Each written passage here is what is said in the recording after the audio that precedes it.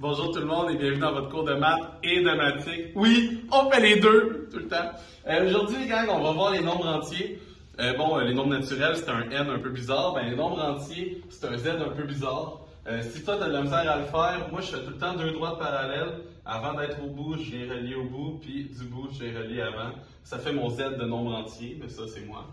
Pour me rappeler que c'est un z, j'appelle ça les nombres entiers, les entiers, donc je m'en rappelle. Mais bon, c'est un truc, hein, c'est pas de même que tu le dis, c'est les nombres entiers.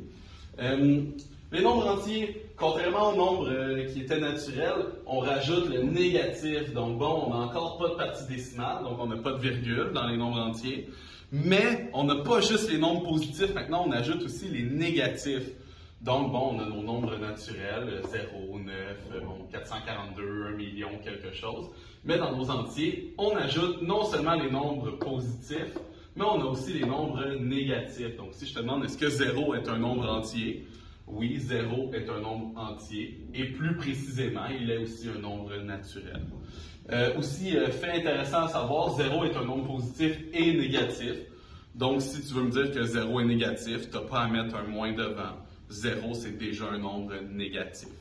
Après ça, l'opposé, parce que pour les nombres entiers, je pense que ça définit bien.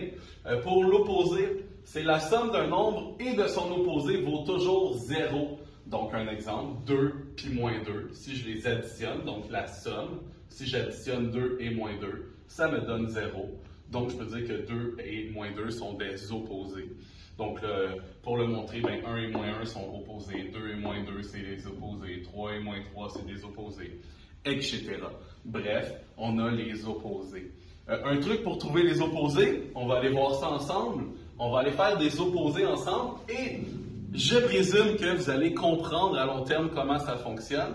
Exemple, l'opposé de 3, on a déjà dit ici que c'était moins 3.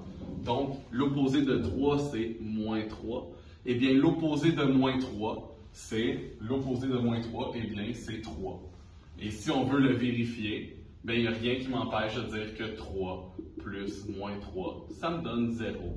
Ça, c'est pour me vérifier. Un truc, parce que là, y aller tout le temps avec de la logique comme ça, c'est pas pire, mais quand on en a plein des opposés, c'est plus compliqué. Le truc, remplacer le mot opposé par un signe négatif.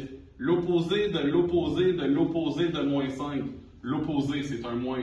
De l'opposé, c'est un moins. De l'opposé, c'est un moins. Et de moins 5. Donc, en tout, 1, 2, 3, 4 moins. 1, 2, 3, 4 moins. Un truc, 2 moins, ça va nous donner un plus. Donc, 2 moins, ça donne un plus. Un autre 2 moins, ça donne un autre plus. Donc, des nombres positifs vont me donner un 5 positif pour mon opposé, de l'opposé, de l'opposé, de moins 5. Donc, un truc pour s'en souvenir, si mon nombre de moins est pair, ma réponse sera positive. Pair, ça va me donner une réponse positive. Donc, mon nombre de moins va me donner mon signe s'il va être positif ou négatif. Et si c'est impair, ça va donc être négatif. Donc, pair positif, impair négatif. C'est le truc que moi j'ai pour m'en souvenir. En vous souhaitant une bonne fin de journée, on se voit au prochain cours. Salut gang!